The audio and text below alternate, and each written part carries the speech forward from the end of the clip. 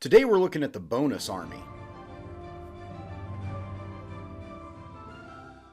Hello, welcome to the Daily Bellringer. Please don't forget to subscribe and take a look at the questions down in the description. Also, don't forget to check out dailybellringer.com where you'll find more resources that go with many of the Bellringer videos. The Great Depression of the 1930s was an economic downturn that caused millions of Americans to lose their jobs and many to become homeless. Americans found themselves struggling to find work and provide for their families. Many military veterans looked to the government for help as they had been promised bonuses for their military service that had not been paid yet.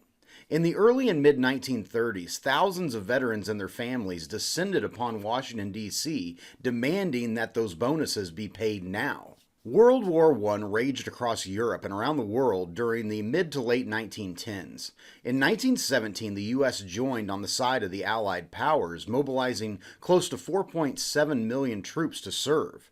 After the war came to an official conclusion in 1919, Americans returned home. Many veterans groups began to argue that those that served during the war deserved to receive a bonus or additional payment for their service during the conflict. In 1924, Congress passed the World War Adjusted Compensation Act, which promised to pay $1 for each day of service, up to $500 for servicemen that did not go overseas to fight during the war, and $1.25 for each day of service, up to $625 for any servicemen that did go overseas to fight. Instead of paying out the bonuses immediately, veterans were given a certificate of service. This certificate promised that the U.S. government would give them their bonus payment in 1945 when the certificate matured.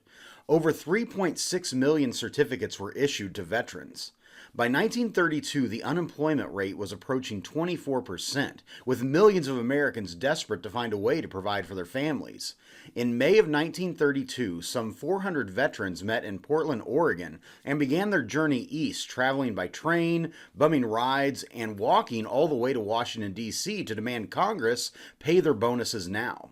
As they traveled across the country, more and more veterans joined their cause. By June 1, 1932, close to 1,500 men, many with their families, had arrived in Washington, D.C. Once there, they established Hoovervilles, or temporary homeless camps. Their numbers continued to grow as more veterans descended upon the Capitol, demanding the payment be made. The veterans began to be called the Bonus Army, or the Bonus Marchers.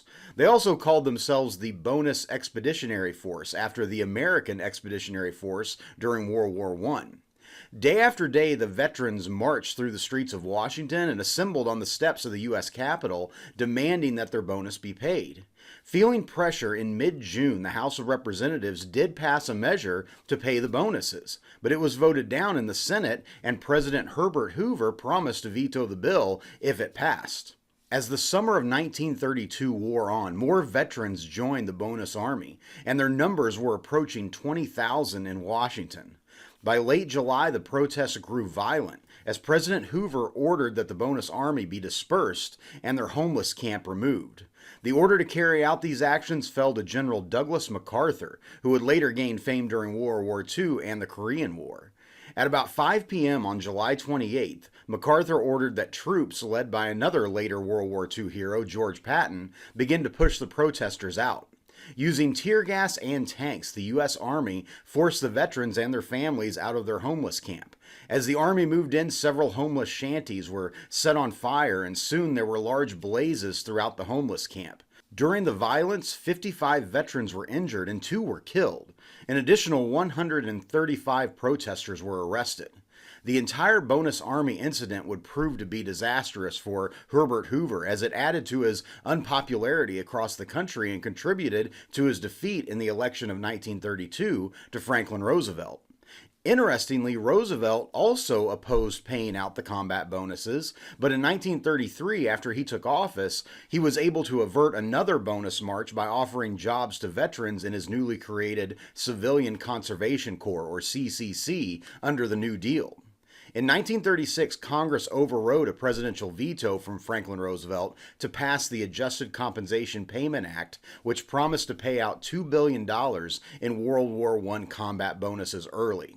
The Bonus Army and the Bonus March of 1932 would become an example of the struggles endured during the decade of the 1930s and forever be a symbol of the Great Depression.